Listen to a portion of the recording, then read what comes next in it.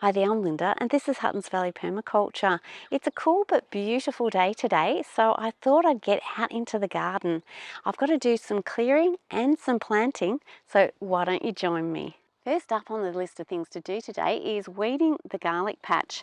Now the garlic's coming up nicely, but so are lots of little seedlings. Now I'm not sure whether there's celery or parsley plants. I think they're probably parsley because I did leave plants to go to seed here. And one of the problems with doing that is sometimes they come up in areas where you don't actually want them. So right here, I've got thousands and I need my garlic to grow well. So I'm just going to do some weeding here and get this area a little bit clearer. Now this job will be a little bit tedious, but I'm just going to work from one end through to the other and get all these little weeds out. A lot of them are Swiss chard and endive. They've of course the celery and the parsley plants. Last year I had a green manure in with my garlic because I thought the frost would kill it off in time, but it was a mild winter and the garlic actually got lost and impacted by those plants growing next to it. So I'm not going to make the same mistake this year.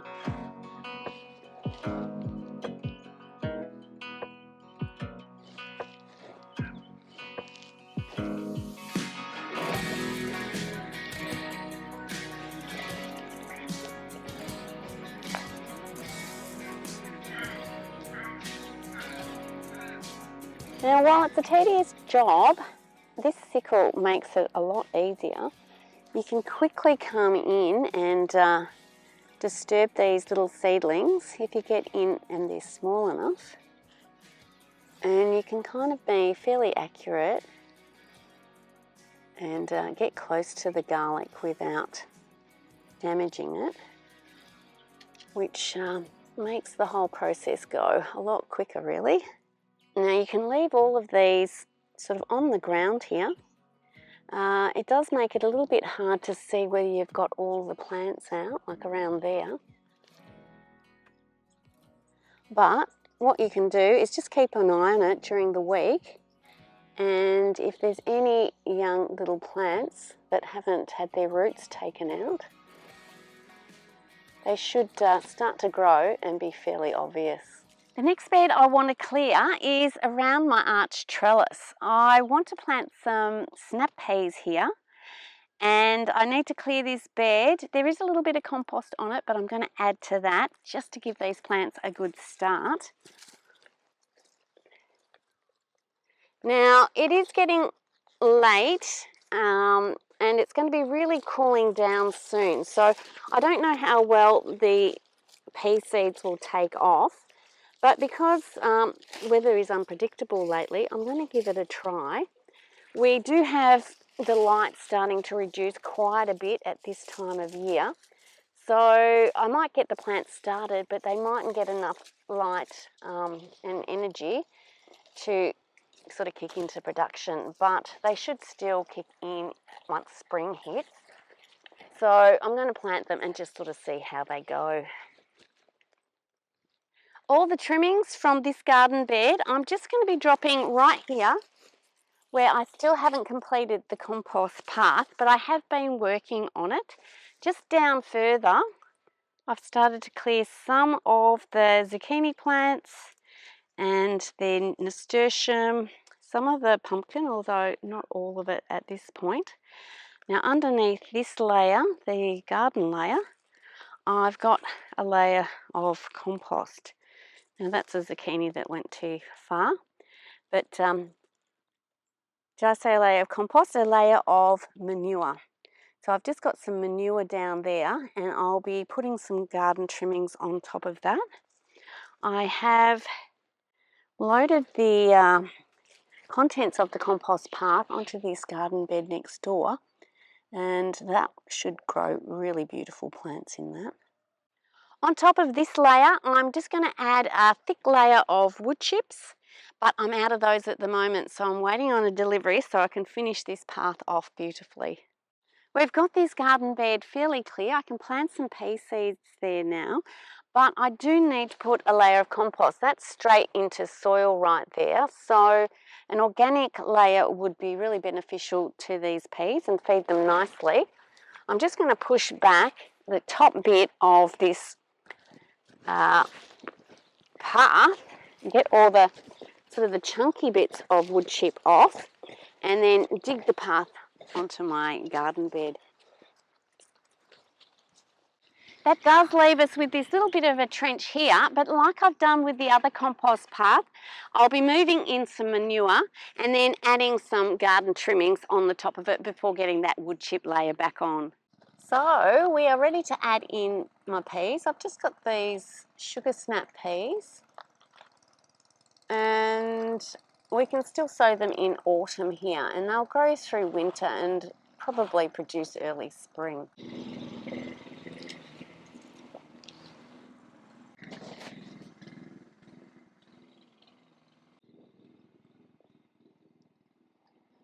Got to say, this is such a gorgeous material to be planting into.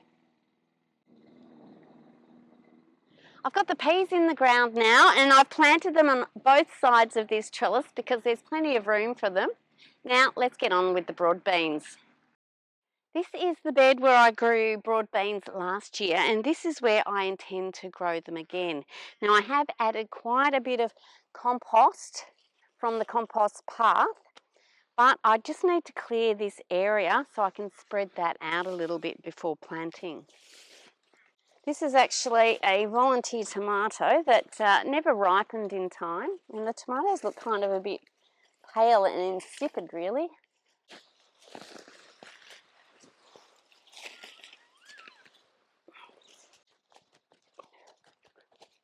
Now with these sorrel plants, they're a bit like a dock plant. They're in that family and they've got a really big deep taproot, and they're pretty hard to clear out. If you don't want sorrel somewhere, clear them, any seedlings, when you first see them, and you can get on top of them, because once they're in the ground, they're kind of in the ground. You can see the root there. Quite pretty colours, but serious root system on these. Now I'm not sure whether that will grow again, so I'm not going to put it in my compost path, but dispose of it properly. But if there's just leafy greens, I don't mind them going in the path. With the bed all clear of the weeds and all the sorrel, I can now spread out this compost. Now it's plenty of compost for this size garden, so I don't need to be adding any from my compost bay, which is why that compost path is so brilliant. It just came from here to here, and you've got plenty of organic material to get your next crop of plants growing. With the compost all spread out now, we're ready to plant our broad beans. Now broad beans need about 6 hours of full sun, so in this position here in winter, it does get the full sun. By planting at the end of autumn, you will get a harvest of broad beans sort of early spring. Now to get going with the planting, they need to be in rows of about 1 metre. Last year I planted really too close, and while I got plenty of broad beans, I could have probably got more. So this year I'm just going to do 2 rows. I've got my beans here. I'm not sure how many there are. They were gifted to me by Ruby down in Tasmania, and they grew beautiful broad beans last year. Now the seed itself doesn't need any soaking or stratification, which is putting it into cool temperatures, but should germinate just by direct sowing in the ground. So I'm just going to spread them out first. And I can't help myself but use up the remaining 4 just through the middle. And the seeds just need to be planted about 50 mil in, so a couple of inches, 5 centimetres.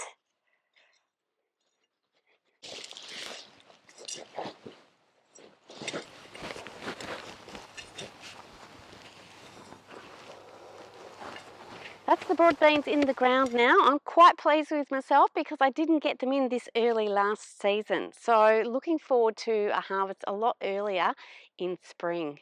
Now let's head off to the tomato patch.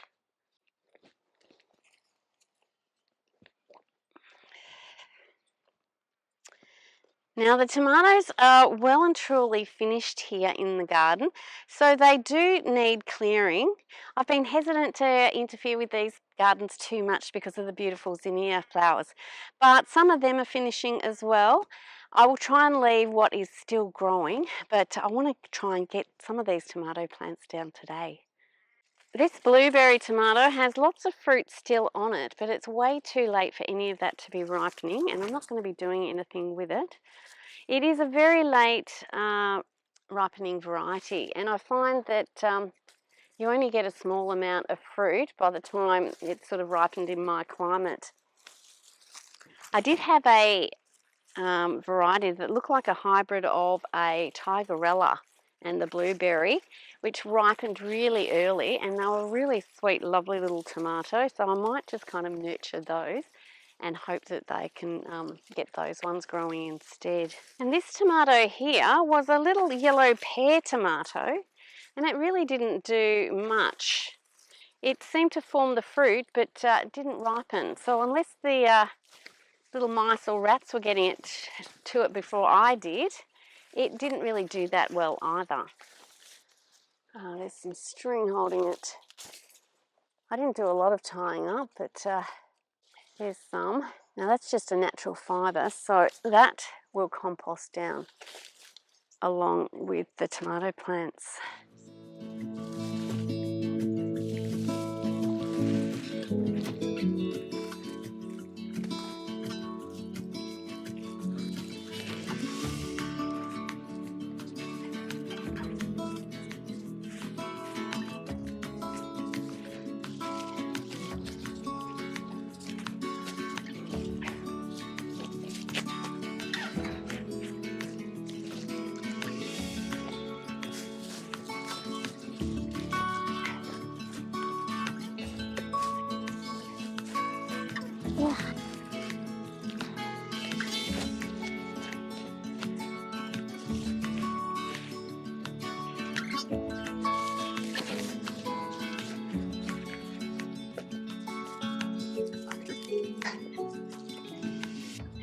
Did manage to get some zinnias out of the ground as well, but I've just piled up all these tomato plants here for the moment.